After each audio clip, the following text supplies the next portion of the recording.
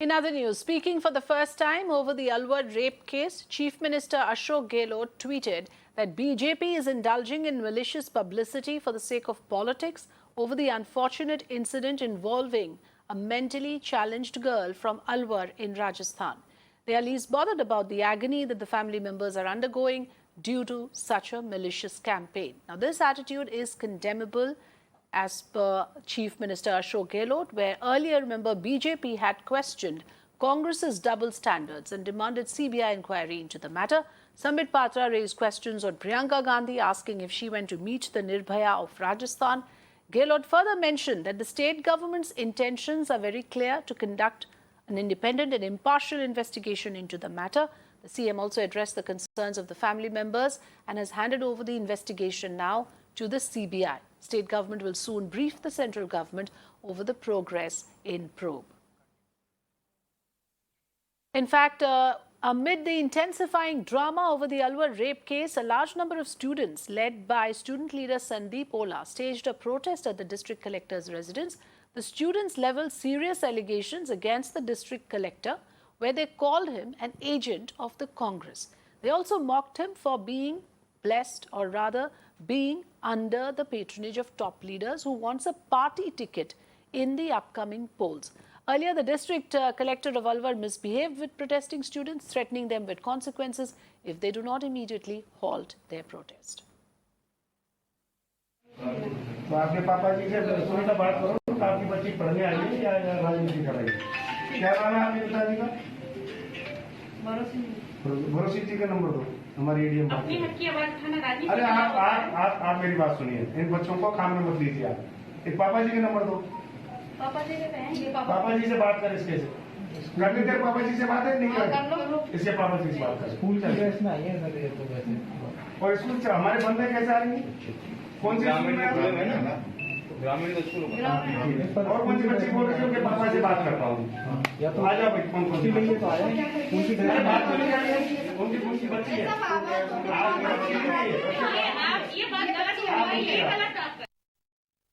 My colleague Bhavar Pushpender is joining me live. Bhavar Pushpender, इसमें जो घटना हुई अलवर में, काफ़ी दर्दनाक घटना हुई और प्रोटेस्ट करना तो डेमोक्रेटिक राइट होता है, तो इस तरह की जो व्यवहार हम देख रहे हैं, कलेक्टर ने जैसे स्टूडेंट्स को बुलाया उनके ऑफिस में और उनको थोड़ा सा डरा धमका रहे हैं कि प्रोटेस्ट को कॉल ऑफ कीजिए, क्या ये नियम के बाहर नहीं है? स्टूडेंट्स के राइट है कि वो प्रोटेस्ट करे, खासकर इस तरह की घटना में जिसमें एक मेंटली चैलेंज्ड लड़की के साथ इतना दुर्व्यवहार हुआ।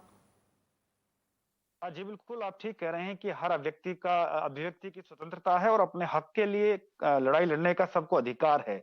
और वही अधिकार अलवर में कुछ बच्चियां जो वहां पहुंची थी, जिन्होंने अपनी आवाज मुखर की और कलेक्ट्रेट में धरना दिया। राज्यसभा सांसद डॉक्टर किरोड़ीलाल मीणा के साथ वो लोग वहां पहुंची थी, लेकिन कलेक्टर ने उनको प्रताड़ित करते हुए डराने की कोशिश की और डराने के बाद ये कहा कि अपने पिताजी के नंबर दीजिए।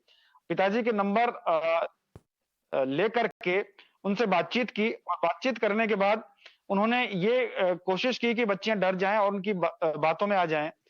लेकिन देखिए, इसमें दूसरी चीज ये है कि जिस तरह से लगातार बयान बदले जा रहे हैं, रेप को कुछ और बताया जा रहा है, पहले रेप कहा गया, बाद में कुछ और कहा गया, तो आप समझ सकते हैं कि किस तरह से पूरे मामले को घुमाने की कोशिश की जा रही थी। और उसी कोशिश के बीच में एक तरीके से ये बात सामने आ रही है कि जिस तरह से महाभारत में अश्वत्थामा मारा गया, लेकिन नरो चाहे कुंजरो, हाथी था या आदमी था कोई बता नहीं रहा था, युधिष्ठिर के जैसा अर्ध सत्य यहाँ की सरकार बोलती नजर आ रही है। वो मान रही है कि इतना कुछ हुआ है, चोट लगी है, लेकिन अब वो कैसे हुआ है, रेप से हुआ है, पहले कहा हुआ है, फिर कहा नहीं हुआ है, और अब कह रहे हैं कि कुछ और दुर्घटना हुई होगी शायद। तो इस तरह के अर्ध सत्य और इस तरह के जो ख्वाबी बयान जो हैं, वो कहीं ना कहीं यहाँ राजनीति को प्रभावित करते नजर आते हैं, उस पूरे घटनाक्रम को प्रभावित करते नजर आते हैं। चूंकि सिख समुदाय से माइनर जो गर्ल है वो आती है, पंजाब में चुनाव है, यूपी में चुनाव है, लिहाजा कैसे जांच को आगे बढ़ाया जाए और उस जांच से आज किस किस तक पहुंचेगी और उस जांच का फायदा किस किस तक पहुंचेगा, उसको पूरी तरीके से तोल सतोल करके सरकार ने आज ये कदम उठाया और एक मीटिंग की। मीटिंग में ये तय किया गया कि ये जांच अब सीबीआई को हैंडओवर करने के लिए सरकार तैयार है, जिसकी जल्द ही अनुशंसा कर दी जाएगी। मुख्यमंत्री गहलोत ने ये बाकायदा प्रेस नोट भी इसका जारी किया, ट्वीट पर उन्होंने ट्वीट किया है, ट्विटर के ऊपर ट्वीट किया है और उन्होंने लिखा है कि वो जांच कराने के लिए सेंट्रल एजेंसी से तैयार हैं।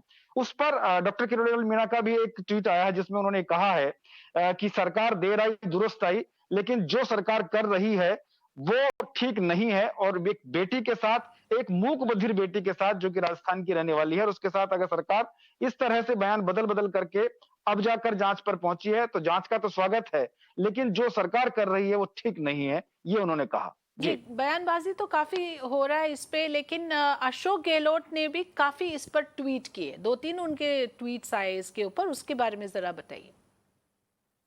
देखिए, ट्वीट जो आया वो घटना के दिन कोई ट्वीट नहीं आया है। ट्वीट आया है जब ये पूरा मामला घेरा जाने लगा, क्योंकि प्रियंका गांधी उस दौरान राजस्थान के रणथंभौर में थी और अपना जन्मदिन मनाने के लिए आई थी। विपक्ष ने सवाल खड़े कर दिए कि जब जन्मदिन यहाँ मना रही हैं, उन्नाव अगर प्रियंका जा सकती हैं, तो वो सवाई माधोपुर से जयपुर क्यों नहीं आ सकती?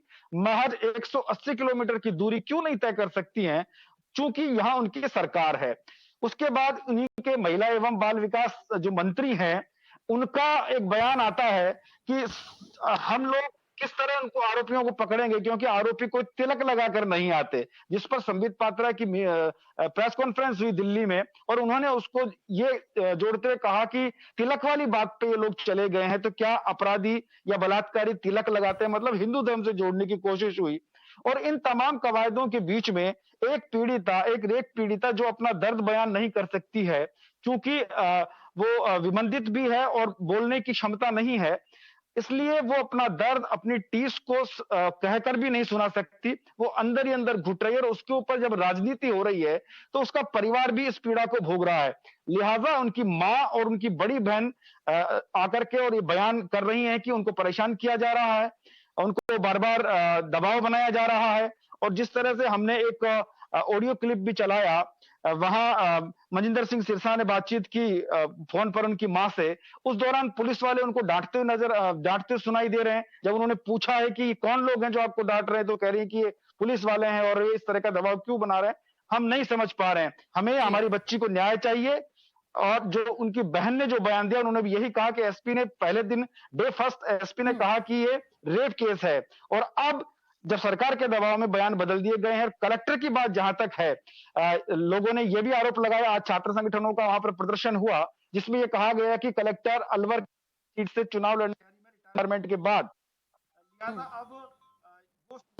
अब ऐसे में देखना भी यही होगा कि जो जांच के लिए मुख्यमंत्री ने कहा है, वो जांच कितना रंग लाती है, और क्या दूध का दूध और पानी का पानी हो पाता है, क्या उस बालिका को इंसाफ मिल पाता है जो इस समय अस्पताल में है। जी बिल्कुल, जो लोग न्याय की मांग कर रहे हैं उनके साथ भी दुर्व्यवहार हो रहा है, और जैसा कि आपने कहा, इसमें अभी राजनीति दोनों तरफ से हो रही है। Ruling party, the Congress party, as well as the BJP, indulging in politics over this. Rather unfortunate after what a mentally challenged girl had to go through in Alwar. Thanks for joining us, Bhavar Pushpender.